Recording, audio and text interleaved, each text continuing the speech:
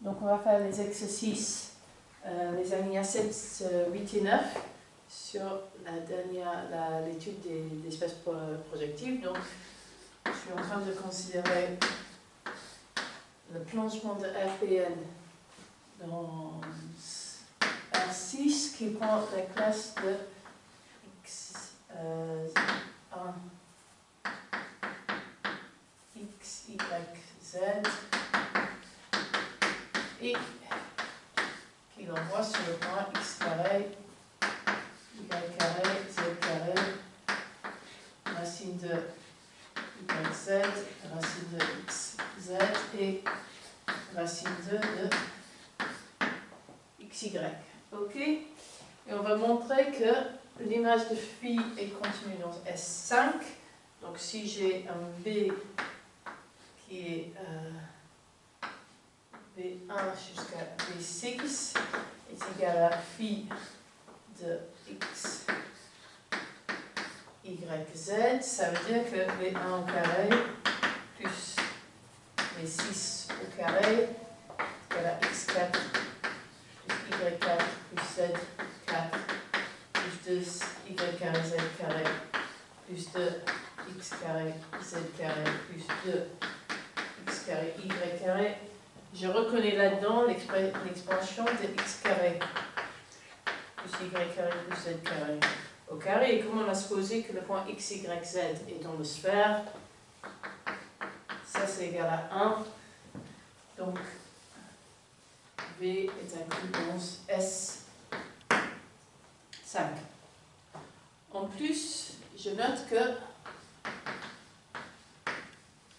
je vais avoir que pour toute V dans l'image de phi, je vais avoir V1 plus V2 plus V3 qui est égal à X carré plus Y carré plus Z carré qui est égal à 1, puisque de base on suppose que le point X, Y, Z est dans la sphère, et donc j'ai aussi que V est dans H qui va être l'ensemble des points V tels que V1 plus V2 plus V3 est égal à 1, qui est donc un hyperplan affine. Ok? Donc après, H égale intersection S5, c'est intersection de S5 et un hyperplan affine.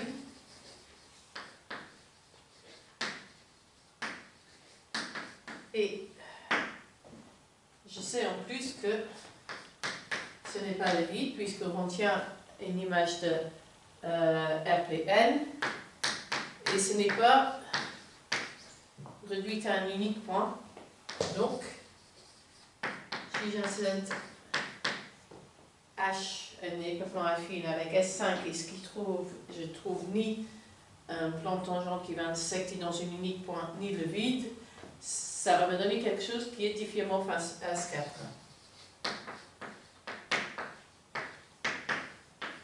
Et donc j'en déduis que RP2 s'inclut dans S4.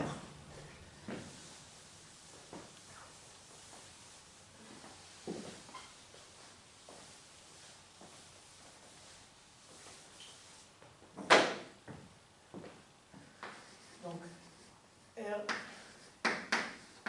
RP2 se plonge dans S4.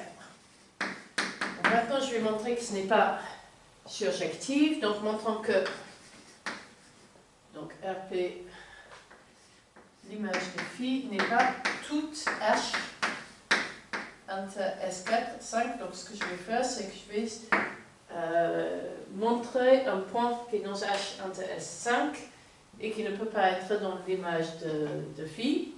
Donc je vais prendre le point P qui va être 1,5, puis 0. Et du coup, ici, je vais mettre quelque chose sur racine de 0. 0. Donc je note que P dans S5, ok. P dans H, c'est également ok. Et si P est phi de X, Y, Z. Alors, le fait que le troisième point soit 0, alors Z est égal à 0, ou or, si je prends phi de x, y, 0, et de la forme, on va dire un certain V1, V2, 0, 0, 0, et puis un certain V6, et P n'est pas de cette forme. Donc, P n'est pas inclus dans l'image de phi. Donc, phi n'est pas surjectif. Donc,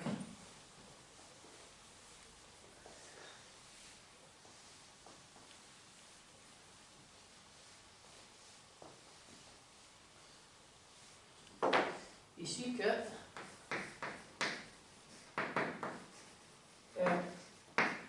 P2 se plonge dans S4 privé de un point Q. Puisque je sais qu'il y a un point qui n'est pas dans l'image de phi, je peux enlever ce point. J'ai toujours un plongement de RP2 dans ce qui reste. Mais S4 privé de Q est diffus à R4 via la projection stéréographique.